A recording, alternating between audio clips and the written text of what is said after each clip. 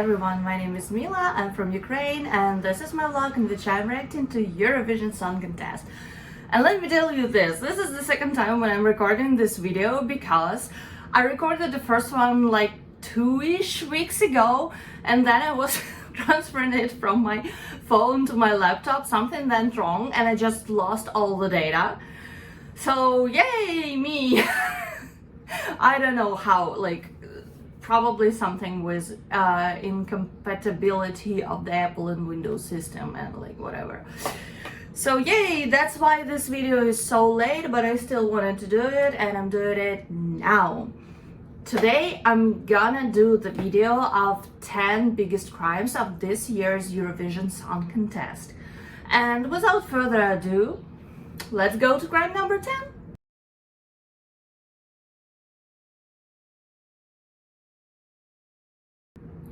Crime number 10 is EBU communication.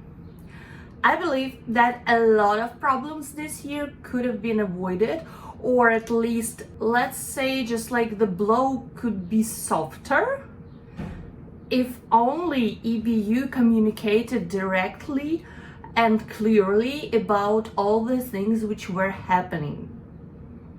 Like with Israeli delegation, with Netherlands delegation, with like a bunch of other stuff, which is kind of like was all messed up and without any official information.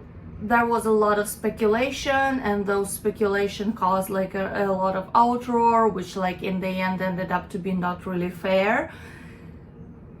However, whatever, this is completely EBU fault and EBU being unable to do crisis management. Crime number 9.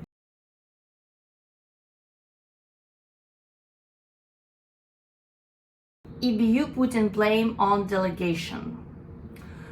So this thing we heard like a lot this year, then like a bunch of delegations were blamed for doing this or that or whatever, or like about multiple delegations paying fines of some sort to EBU this year. I mean, come on. This is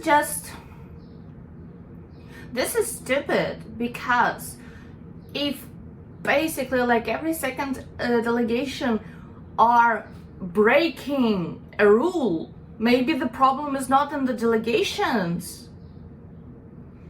I have a lot to say about that, and not all of that is actually can go on the tape, so let's just end it here. I'm just gonna say that crisis management of EBU showed to be completely unable to do something with the situation we all ended up in. Crime number 8.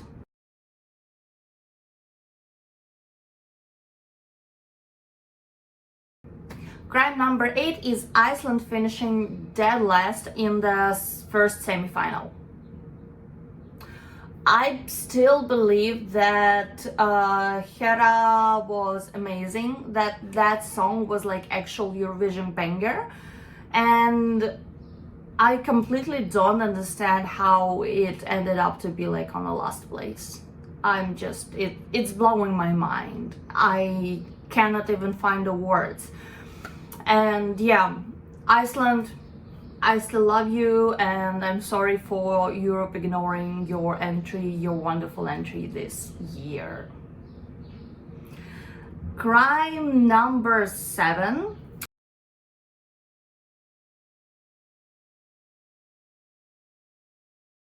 Censorships of the Portugal's final performance. Okay, let's just stop pretending that Eurovision has nothing to do with politics. If you gather together official representatives of the different countries, this is already politics. Like, you cannot use like the official representative of the country without making it about politics.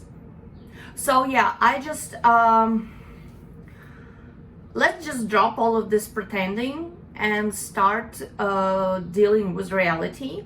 And reality is that each representative shares their own views and beliefs and values, and they should be freely allowed to express them, especially in something like as small as the nail art. I mean, I'm already preparing for like Pride Month, so I got this like bright hearts on my nails, and it shouldn't be a problem for me, for society, for like whatever, whoever. Same thing goes to Yolanda and her Palestine nails. Like, let me tell you this, I did not notice her nail artwork at all. I was so captivated by her performance that I didn't pay attention to that. And I only actually knew that something went wrong then like in a couple of hours there was all of this story circulating around like Eurovision blogs and news and whatever stuff. I mean, by doing this, you basically just like, you did the Barbra Streisand effect. Because I wouldn't believe that a lot of people actually paid attention that much to her nails. Or maybe it would be like later and on a much smaller scale. So, I don't know, maybe this way EBU shows their support to Palestine. Who knows, who knows. But yeah, I believe that was stupid as shit. Crime number 6.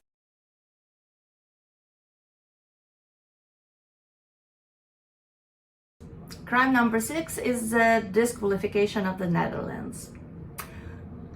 I still believe that we don't know all the information. And I still believe that any violent action should have repercussions. Especially if you are representing your country on international level and you are an embodiment of this country, you cannot do anything which is not polite or accepted in the society. And I don't believe that they didn't have this thing in contract that filming behind the stage goes like all the time.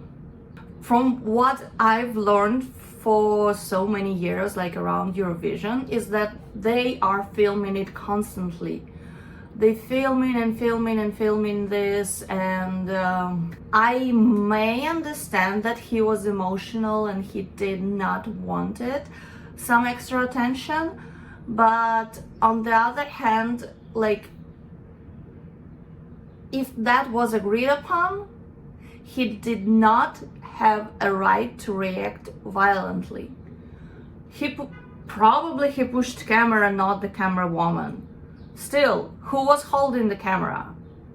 She could have fallen or something, and like, in general, you have to use your words. If your words doesn't work and you use your power, then how better you are than like Russians?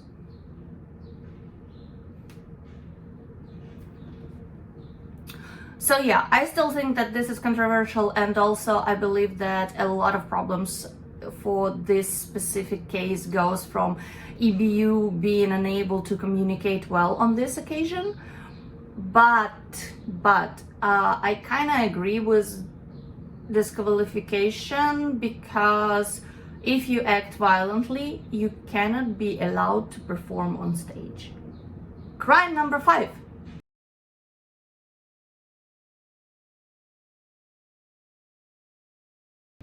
Crime number 5. EBU banning flags like European Union, non-binary, etc, etc, etc. This is stupid. I mean, Sweden, I know that you are not in the European Union, and I know that the European Union flag was basically used by Just Klein to advertise his song or whatever stuff. This is a really bad thing, then you don't allow fans to bring something into the audience which is so harmless as EU flag or like pan flag or whatever flag they want. I mean, where's your inclusion? Where's your open-mindedness? This is just,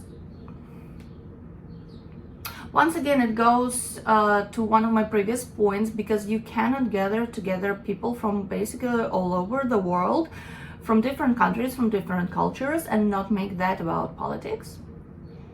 Just because, I don't know about you, but then I'm talking with my friends, at some point we still ended up talking about politics, because politics, this is what basically defines how are we living in our societies. It doesn't matter if we recognize it or not. Still, in the end, we're all obliged to follow some rules and laws, and guess who make like the final words in doing those rules and laws? Politicians.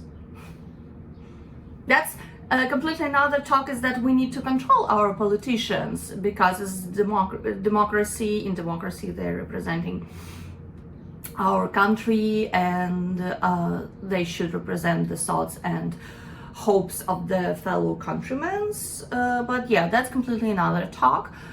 And right now, I believe that EBU was completely out of line with banning of the flags this year. Number 4.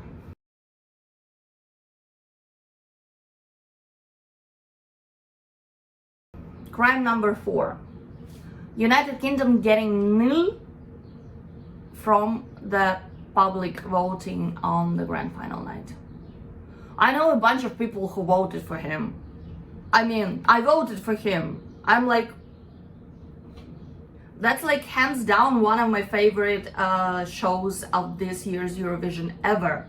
I like how edgy it is. I like how a lot of people don't know that it made them feel uncomfortable. And I'm like, that's the point. That's the point. Why are we all were okay with that like woman who was making butter? And we're not okay with like half-naked man doing whatever they were doing like on stage. Is it you or me problem? I believe that that's problem in the society, and that we still have this taboo on showing the male sexuality in a way that is not, I don't know, masculinely or whatever it is you saw in there. I completely loved the performance. I love the song. I'm kind of sad that he didn't do vocally as well as I was hoping, but still, it did not deserve 0 points. So yeah, I'm completely shocked and flabbergasted and like, yeah. Okay, we came to my top 3 crimes of this year's Eurovision. Crime number 3.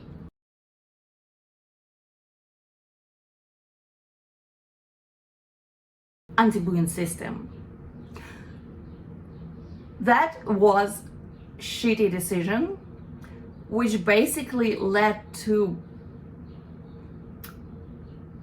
censorship. Yeah, I cannot use another word except censorship. And believe me, in Israeli-Palestine thing, I kinda more on the Israeli side, not the Israeli government, just because I have people, my friends and my family relatives who live in Israel right now. And I know some Ukrainian families who fled Ukraine from the war, and they ended up in another war right now. And that's terrible. Like in general, wars and all the conflicts, it's terrible, and I cannot emphasize enough how we as a humanity should move on from that. But the thing is, if you have a live audience, you have to show everything. You have to show how they actually react. And the anti-booing system, that was bullshit.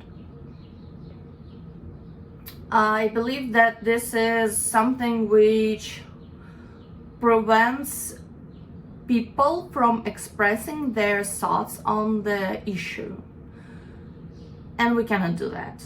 Not in the heart of Europe. Crime number 2.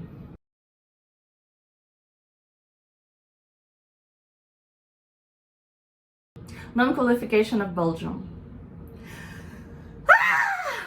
How? Why? I'm not...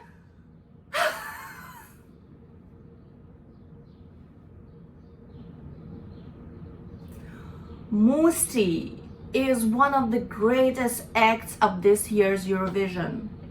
How?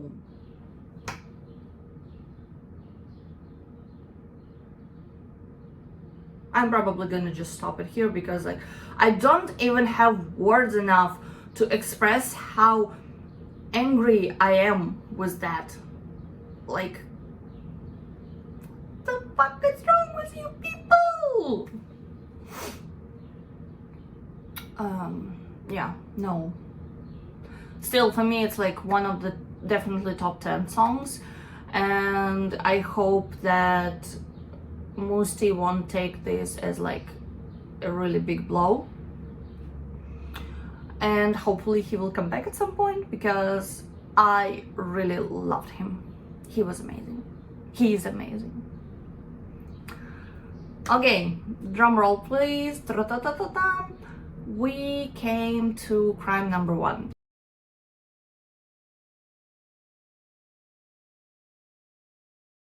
And crime number 1 is Norway being dead last on the grand final night. Jury, what the hell? I mean, this is once again jury showing of their